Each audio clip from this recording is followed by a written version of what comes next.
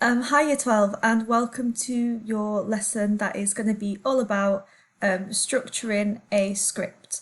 So remember that we are doing this because we are going to enter the competition for script writing, which is going to be on the theme of Year of the Rat. And you are going to have to write a one-act play of no more than 2,500 words for this competition. This competition is going to be held at all of our group of schools, and the winning script will be performed at the schools too. The deadline for the competition is April the 2nd, but you'll have to submit your script to me a little bit earlier than that to give me time to check it before I send it off to be judged. So as I said, the theme is Year of the Rat.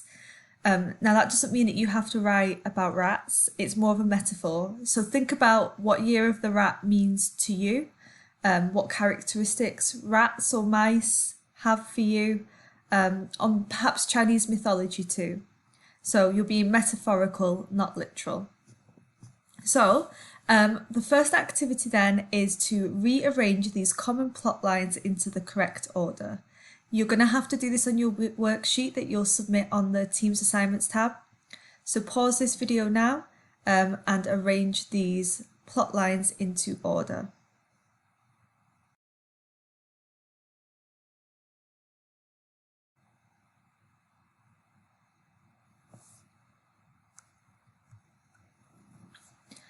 So the question then for today's lesson is, can you create a clear narrative structure, but avoid being cliche or using overused ideas? So these are overused typical ideas. Sometimes we call those tropes. So typical, cliche, overused ideas that the reader or the watcher will sit there thinking, I know what's going to happen. For example, maybe this is an unpopular opinion, but I hate Marvel films. I really passionately hate Marvel films. Mr. Rigby loves them, but I can't stand them. And the reason why I can't stand them is because I sit there and I know what's going to happen. Like, oh, there's a bad guy, and then everyone gangs together and we have a fun time until the bad guy does something very bad and it seems like everything is lost and all of humanity is going to die. And then at the last minute, the hero comes in and wins, and I can't stand it because it's just so cliche, it's so overused.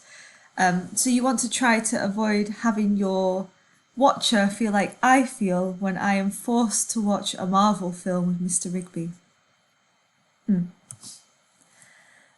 What do all of these common plot lines have in common? Pause now and write that on your worksheet.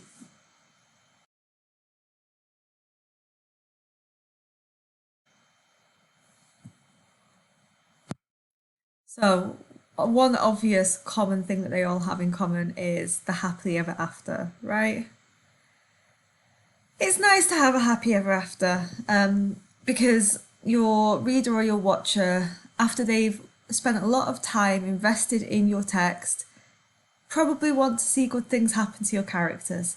However, it's important not to just have happily ever after just for the sake of it, right? You shouldn't just have your characters end happily ever after if that isn't what would naturally happen in your story. Also, some people do find it a little bit boring. The idea of a obstacle, something that gets in the way, right? A problem. So we've got here the lie, the meanness and consequences, and then the challenge, blah, blah, blah. So the obstacle that gets in your way.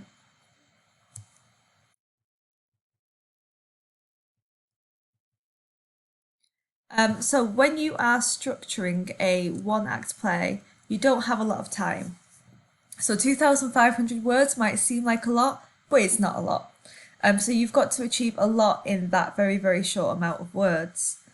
So we recommend this type of structure, which you have seen before. We've seen it in Year 10, we've seen it in Year 11 EFL, and hello, welcome to Year 12. Now you're seeing it again. So you should always start by setting the scene at the very beginning and introducing character goals. So this is your exposition, right? You're kind of introducing your reader to the world. Who are the characters? What's the setting? What are the kind of rules of this world? Then you're going to introduce an obstacle, a problem, a challenge to the achievement of your character's goals. So whatever your character wants or desires, then they're going to have some sort of obstacle coming in their way. Then you're going to introduce a disaster, which is the result of a twist. If your story has a twist, like a shocking surprise that no one expects coming, then that will come there. Let your characters react to the disaster and then resolve the story. These structures, your disaster, your climax should happen towards the end. If you put your climax too early, then your readers stop to care, right? Why should you care once the most important thing that everyone cares about has happened? For me, if you guys have seen Game of Thrones, that's my biggest issue with the last season. Lots of people hate season 8. And the reason is because the whole way through the story, the main obstacle has been this idea of the White Walkers, which are kind of like zombies or like, the main bad guys. And that's like the main thing that I was watching it for. Like, what's going to happen with these White Walkers? Will they win the battle? Will they win the war against the White Walkers? Season 8 had 6 episodes, and by episode 3, the White Walkers have been defeated. So that's just happened like way too early. And then the last 3 episodes were just very strange. Like, anyway, if you've seen Game of Thrones, I'm sure that you'll sympathise. If not, you'll just be bored right now. But my point is that you shouldn't have your climax too early. It should be right towards the end. Let your characters react, resolve the story, solve the problem in the story, come to an ending. And that could be a climax. Sorry, not a climax, a cliffhanger ending. Let me just move my face. So, when we set the scene of a story, in prose, in books and stories, writers often use pathetic fallacy. Remember, pathetic fallacy, which we studied in year 11, is when the weather matches the mood of the setting, or it symbolises something more about the setting. Let's read these examples. And as we read the examples, pick out some of the best language in these examples. What kind of atmosphere does each one create? The morning of June 27th was clear and sunny, with the fresh warmth of a full summer day. The flowers were blossoming profusely, and the grass was richly green. The people of the village began to gather in the square. Next one. Where's my mouse? Next one. Horses were being raced in this little country town, across parade grounds drenched by the sun in shimmering yellow. And last one. It was on a dreary night of November that I beheld the accomplishment of my toils, of my troubles, my efforts. It was already 1 in the morning. The rain pattered dismally against the panes, and my candle was nearly burnt out, when, by the glimmer of the half-extinguished light, I saw the dull yellow eye of the creature open. So, pause this video now and have a think. What atmosphere does each of these 3 examples give?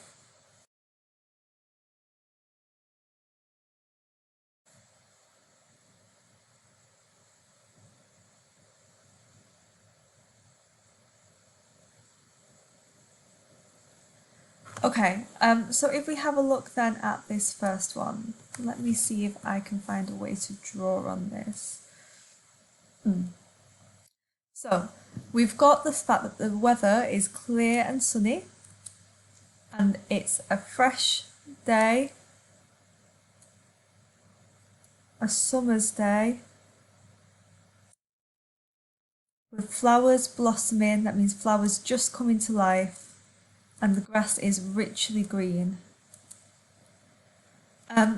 So this is obviously creating this beautiful, happy image, maybe suggesting freshness, fresh starts.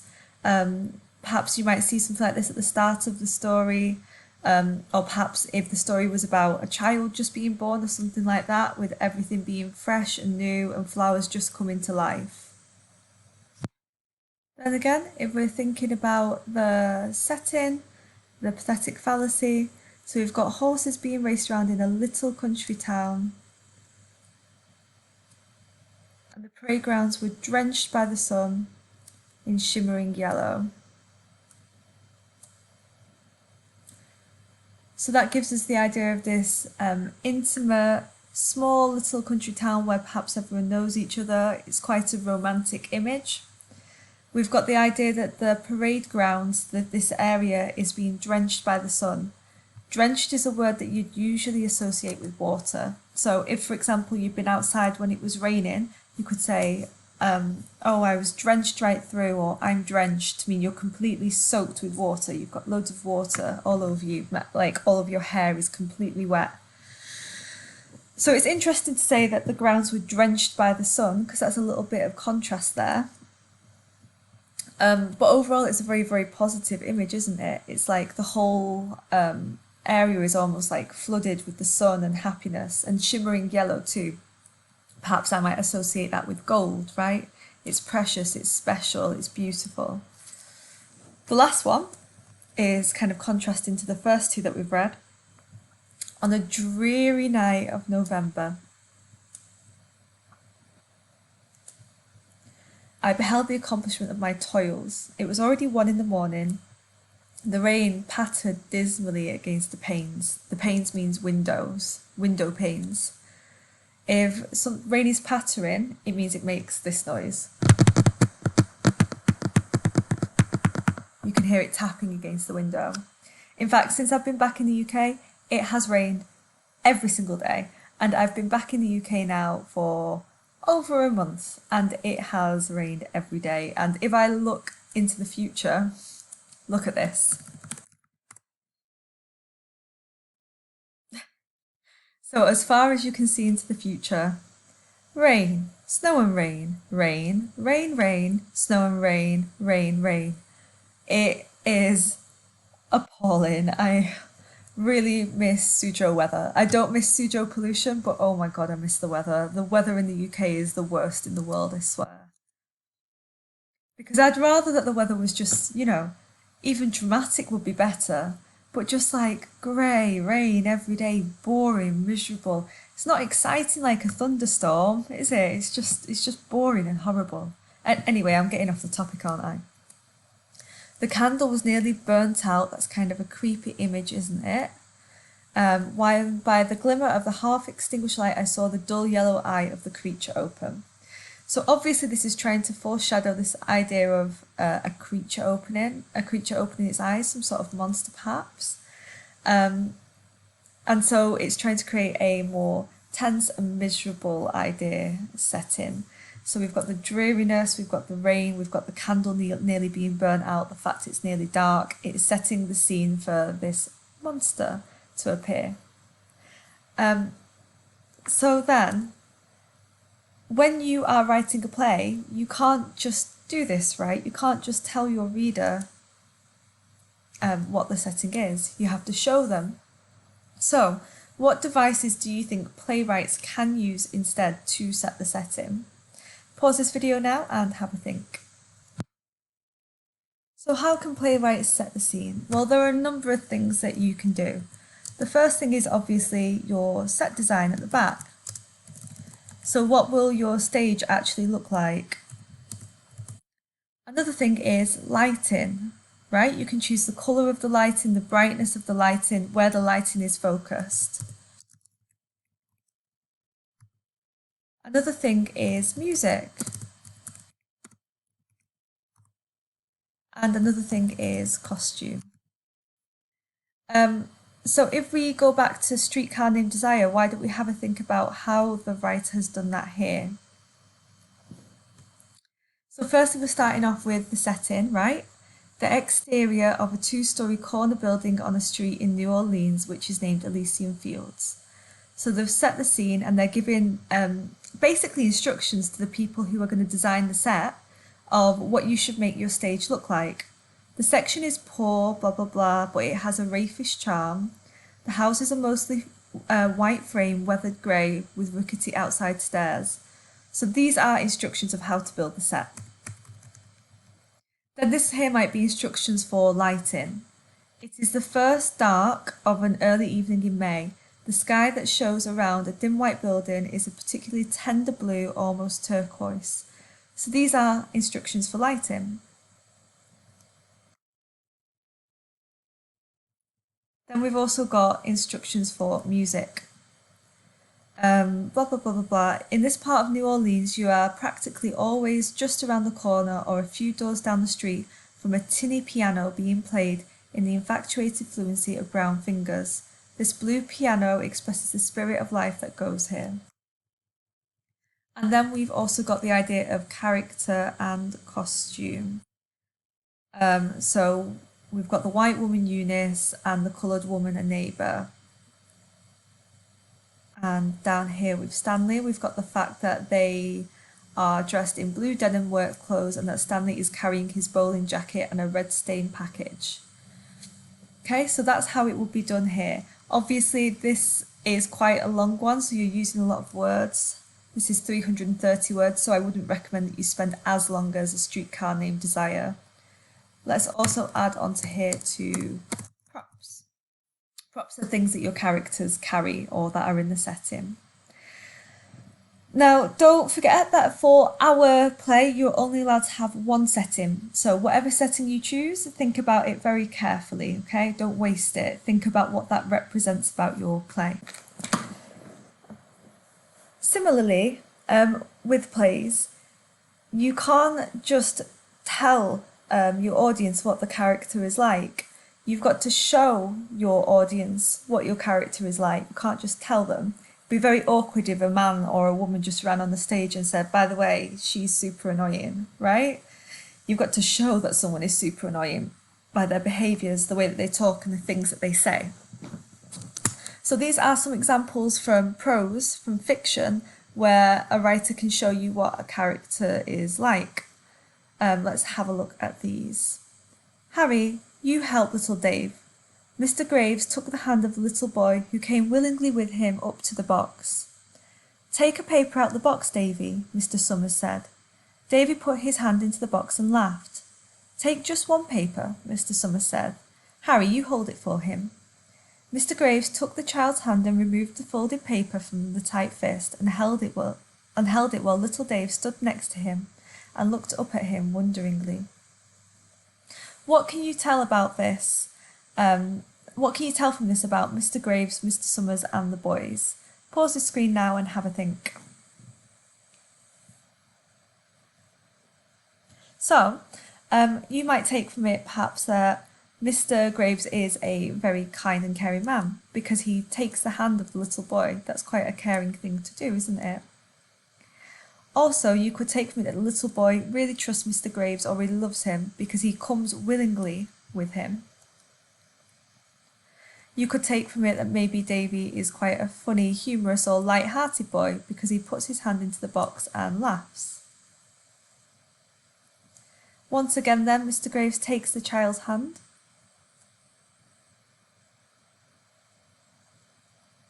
and held the piece of paper while Davy stood next to him looking up at him wonderingly. So Davy is quite in awe of Mr. Graves and quite trusting of him.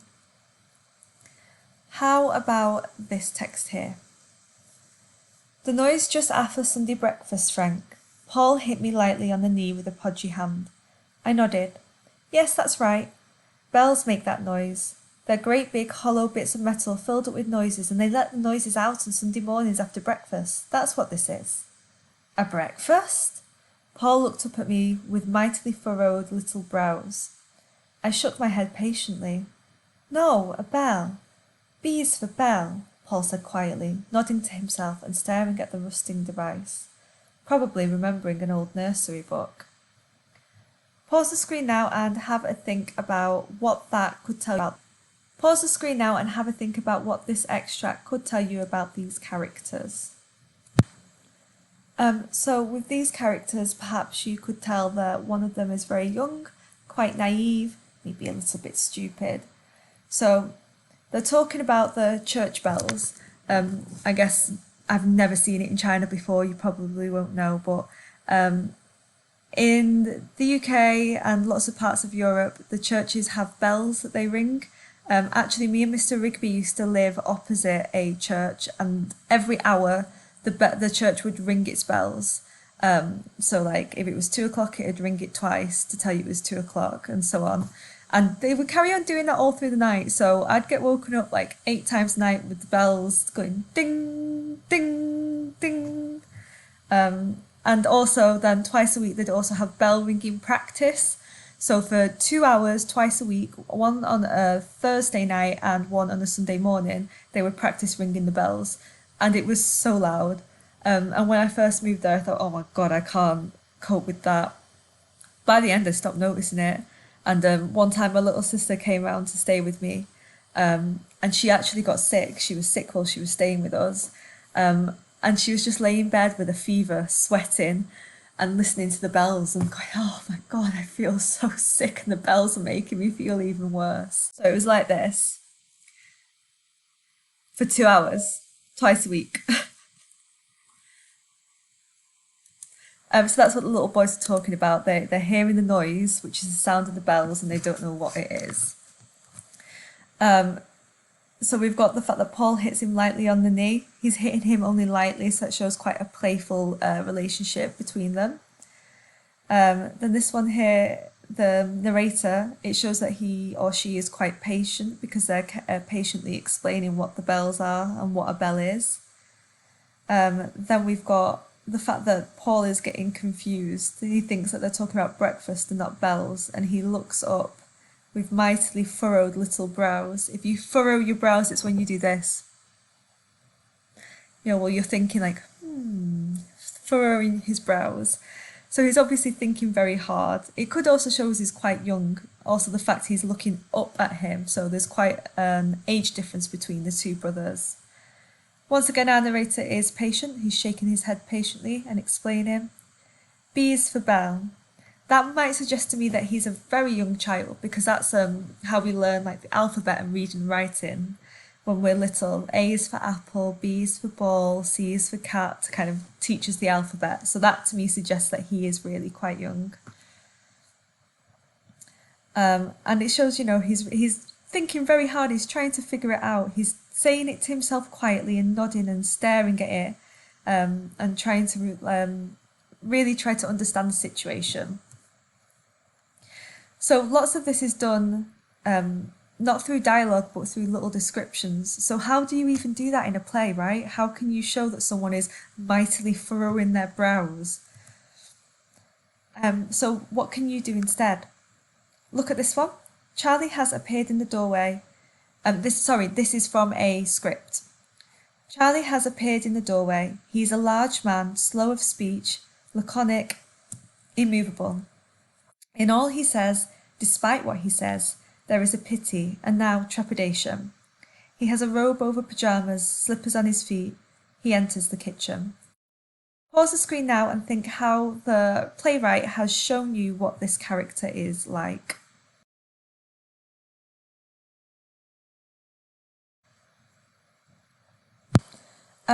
So we've got obviously a description of his movements. So he is a large man. So we've got an idea of the sort of the sort of act that should be cast to play him. The way he speaks is slow. He's laconic, and he's immovable. In all he says, despite what he says, there is a pity and now a trepidation. So whenever he's talking, there's always going to be this sense of sadness and also a little bit of fear. And then we're also describing costume. He has a robe over pyjamas, so a dressing gown over his pyjamas and slippers on his feet. So we can describe the type of actor that should be cast, the way that they speak, the way that they move, and their costume. Those are very good tools for playwriting. So what you guys need to do now is to fill in your worksheet. I want you to have a go at describing a setting using playwriting conventions and one character using playwriting conventions. Now these could be characters and settings that end up being used in your real writing, or it could be that you just try it now as a practice and then you can start again later. So whatever you write today, don't worry, you don't have to stick to it, you can change your mind. But if you do come up with a really good idea, then that's great, and that will help you later on. So please fill in that worksheet that I sent you guys in Teams and hand that in to me on the Teams assignment tab by Friday at 8 p.m. Okay, bye-bye.